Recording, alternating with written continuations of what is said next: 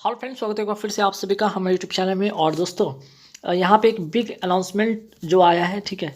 Big announcement जो हुआ है, एसएससी यहाँ पे अपने कैलेंडर को जारी कर दिया, ठीक है। एसएससी ने कैलेंडर को जारी किया है 2021-22 में। अब जब कैलेंडर जारी कर दिया गया तो इसमें एसएससी स्टेनोग्राफर, ठीक है, एसएससी स्टेनोग्राफर का जो है यहाँ पे स्टेनोग्राफर का जो है C&D का जो वैकेंसी है 2021-22, ठीक है। 2021-22 के लिए यहाँ पे जो है नोटिफिकेशन में साफ तौर पे कह दिया गया है कि फॉर्म कब से रिलीज होगा और कब तक फॉर्म फिल होना है, ठीक है। इसके बारे में यहाँ पे नोटिफिकेशन में जारी किया गया, कैलेंडर के माध्यम से इसने बता दिया, ठीक है। जबकि यहाँ पे देख सकते हैं कि CET, ठीक है, CET का जो है आप सभी को दिमाग में था कि CET के बेस्ट पर ये पेपर होगा, तो बिल्कुल नहीं होगा। CET के बेस्ट पे बिल्कुल भी ये पेपर नहीं होना है, क्योंकि ऑलरेडी यहाँ पे नोटिफिकेशन पहले रिलीज़ कर दिया गया है। क्योंकि CET का जो है यहाँ पे प्रक्रिया जो है मार्च 2022 के बाद शुरू होना, जो कि आपका यहाँ पे कैलेंडर एसएससी ने पहले जारी करके अपने जो है सारे जो है यहाँ पे मन से साफ कर दिए हैं कि यहाँ पर CET बेस्ट को भी पेपर एसएससी स्टेनोग्राफर C&D का नहीं होने जा रहा है, ठीक है। साथ ही साथ CGL हो, MTS हो, CHSL हो, इसका भी नहीं होना है, ठीक है। तो जितने भी कैंडिडेट हैं उन लोगों के लिए फिर से एक अवसर, एक अच्छा अपॉर्चुनिटी है।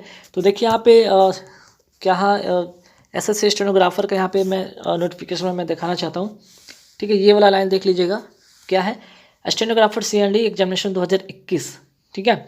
जिसमें कि यहाँ पे साफ तौर पे कहा गया है कि जो फॉर्म का स्टार्ट है और क्लोजिंग है 5 दिसंबर 2022 से लेकर 31 दिसंबर 2023 तक, ठीक। यहाँ पे साफ तौर पे कहा गया, और देख लीजिए यहाँ पे डेट ऑफ एडवर्टीजमेंट और क्लोजिंग डेट और डेट ऑफ एग्जामिनेशन, ठीक है। तो एग्जामिनेशन कब होना है आपको? 23 अप्रैल को, ठीक है। फॉर्म स्टार्ट हो रहा है आपका 5 दिसंबर 2022 से और 31 दिसंबर तक, और एग्ज़ाम होना है 23 अप्रैल को, ठीक है।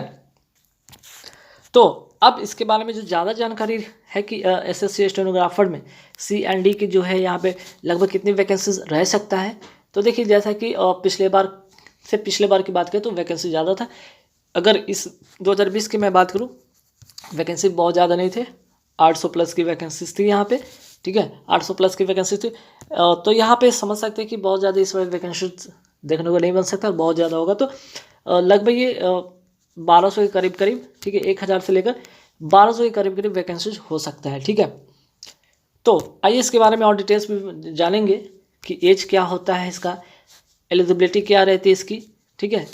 उसके बाद यहाँ पे सिलेबस के बारे में बात करेंगे, एग्ज़ाम पैटर्न के बारे में बात करेंगे, ठीक है।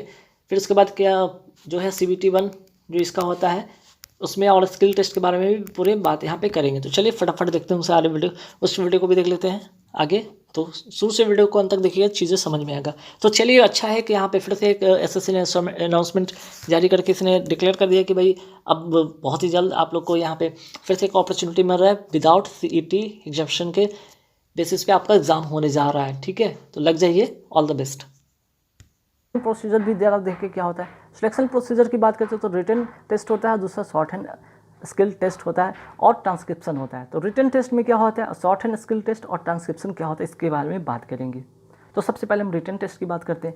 देखिए यहाँ पे 3 सब्जेक्ट ही सिर्फ होते हैं, ठीक है, जिसमें कि रीजनिंग से 50 क्वेश्चन, जीके से 50 क्वेश्चन और इंग्लिश से 100 क्वेश्चन, ठीक है। ये बहुत ही इंपॉर्टेंट रोल प्ले करता है। ये इंग्लिश ही आपको इसमें सिलेक्शन कराता है। अगर इंग्लिश में आप 100 में अगर आप 80 प्लस लाने में कामयाब होते हैं तो मान के चले कि आपका रिटर्न 100% क्लियर होता है, ठीक है। देख सकते हैं कि यहाँ पे क्वेश्चन क्या है, टोटल नंबर ऑफ क्वेश्चन यहाँ पे देख सकते हैं 200 और मार्क्स भी 200 है 2 घंटे के लिए, ठीक है। इसके पहले थोड़ा मैंने बता दिया कि 100 क्वेश्चन 200 मार्क्स के लिए, गलत नहीं, 100 क्वेश्चन नहीं थे, 200 क्वेश्चन, ठीक है, बाय मिस्टेक हो गया, 200 क्वेश्चन 200 मार्क्स के लिए थे, ठीक है, क्लियर।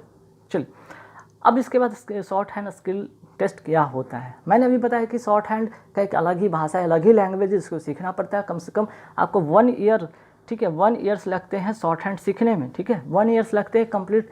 80 वर्ड पर मिनट का स्पीड अगर चाहिए 80 प्लस का, ठीक है, तो आपको 1 ईयर कम से कम देने होंगे, जिसमें कि विद एक्यूरेसी और 100% एक्यूरेसी के साथ आपका स्पीड मेंटेन रहता है। अगर इससे अगर 2-4 महीने अगर सोचते हैं कि आप शॉर्ट हैंड सीख कर चले जाते हैं और सिलेक्शन पा लेते हैं, ये मुमकिन नहीं है, ठीक है। अब देखिए स्किल टेस्ट में होता क्या है, SSC stenographer skill test syllabus is given below, जैसे कि मैंने आपको बता चुका है ऊपर में, ठीक है। इसके बाद अगर हम बात करते हैं कि SSC stenographer skill test is done on both computer and paper, ठीक है। चलिए कंप्यूटर पेपर पे होता है, इतना बात खत्म। अब देखिए इंपॉर्टेंट क्या है, the candidate will be dictate a passage 800, ठीक है, 800 और 1000 वर्ड पर minute for group D. Group D के लिए 800 और ग्रुप सी के लिए 1000 वर्ड पर मिनट लिखना होता है। यहाँ पे डिक्टेशन किया जाता है, डिक्टेशन होता है, ठीक है।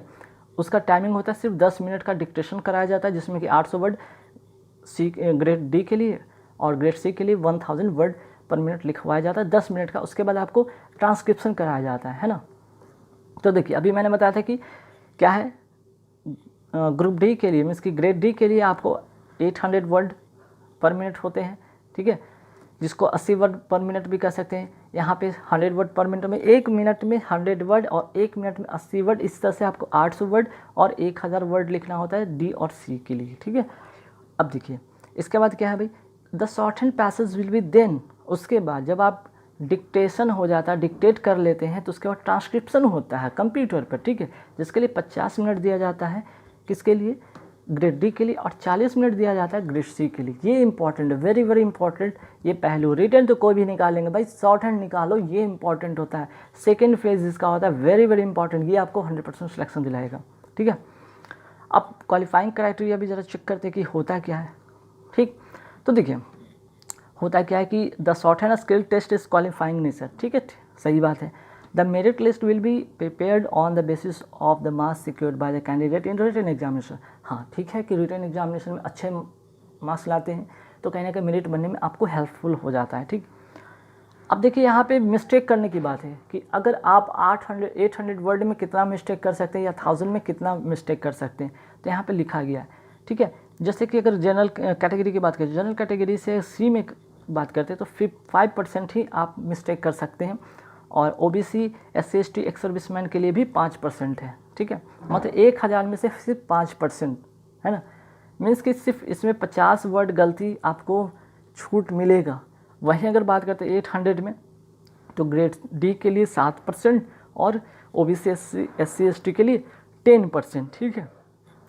इस वजह से आपको यहाँ पे जो वर्ड लिखते हैं 800 का डिक्टेशन होता है, उसमें आपको इतना वर्ड आप गलत करते हैं तो शायद तब इससे ऊपर अगर गलती करते हैं तो आपका यहाँ पे डिस्क्वालीफाई हो जाएंगे, ठीक है।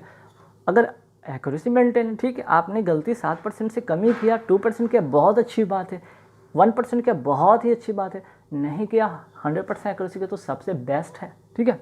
तो कहीं ना कहीं सिलेक्शन ही करा देगा, ठीक। तो ये कुछ पहलू थे स्टेनोग्राफर का। अगर आप बहुत ही आसान है यार, सिर्फ 12th पास करो, ठीक है, और नौकरी पाओ।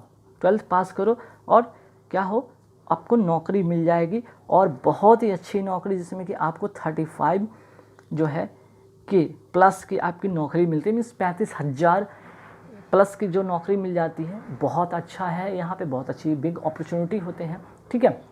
तो गाइस आप इस वीडियो को देखने के बाद अपना कमेंट में आप अपना राय दे सकते हैं, कुछ सवाल इससे चाहें तो पूछ सकते हैं कि स्टेनोग्राफर सी में डी में क्या है, या क्या कैसे एज क्या होते हैं, सिलेक्शन कैसे होते हैं, प्रोफेशनल एज एलिजिबिलिटी से संबंधित, या फिर वो आपके जो सिलेबस से संबंधित जो भी चीज़ है, कोई आप कमेंट बॉक्स में करके पूछ सकते हैं। वीडियो अच्छा लगे तो लाइक कर देना, शेयर कर देना, और आने वाले इस एग्ज़ाम के लिए अभी से तैयार रहना, ठीक है, वरना आपकी सिलेक्शन नहीं हो पाएगी। अगर अभी से आप ध्यान देते हैं 100% सिलेक्शन होगा।